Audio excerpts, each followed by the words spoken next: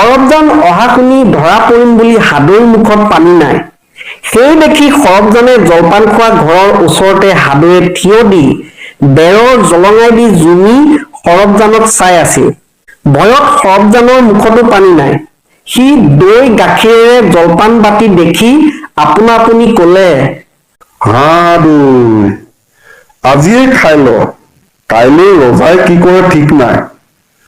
সৰবজানে এইদৰে কোৱা শুনি সৰু কুঁৱৰী হাদৈয়ে ভাবিলে যে সৰ্বনাশ, মোক সৰবজানে ধৰিলে।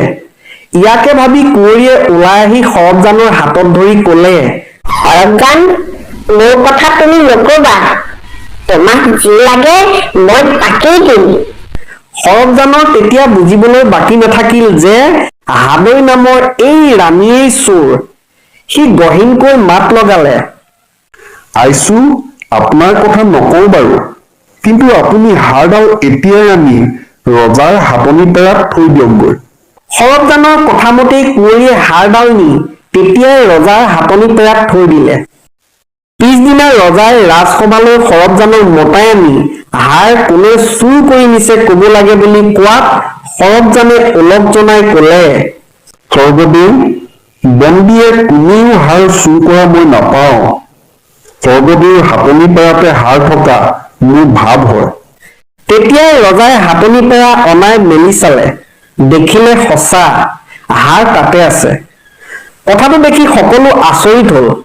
ৰজাই সৰবজানক মাটি বাৰী ধন বস্তু বঁটা দি মান ধৰি ৰজাৰ সভাতে সভাসদ কৰি ৰাখিলে।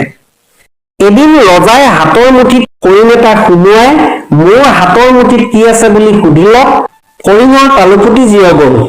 বেজাৰতে সি কলে, এক কলো লেখি, এক কলো দেখি,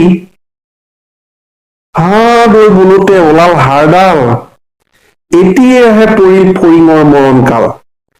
ৰজাই সৰবজানৰ নামটো জনা নাছিল। সেই দেখি ফৰিঙৰ মৰণকাল শুনি হাতৰ মুঠিত থকা ফৰিঙৰ কথাটো কৈছে বুলি বুজি সন্তোষ পাই মুঠি ফৰিংটো এৰি দি সৰবজানক নিজৰ গাৰ সাজ কাপোৰ সলকাই দি বঁটা পিন্ধালে। অন্য এদিন ৰজাই হাতৰ মুঠিত শেলুক এটা লৈ সৰবজানক মোৰ হাতৰ মুঠিত কি আছে বুলি সুধিলত থতমত খাই সৰবজানে কলে, স্বৰ্গদেউ, বাৰেপতি শেলুক। ৰজাই শুনিলে বুৰেপতি শেলুক। তেওঁৰ হাতৰ শেলুকৰ কথাহে সৰবজানে কৈছে বুলি সৰবজানক ৰজাই বহুত ধন সোণ দিলে। আমাৰ কানি কাপোৰ কলা হল, ঘৰলৈ গুচি আহিলো।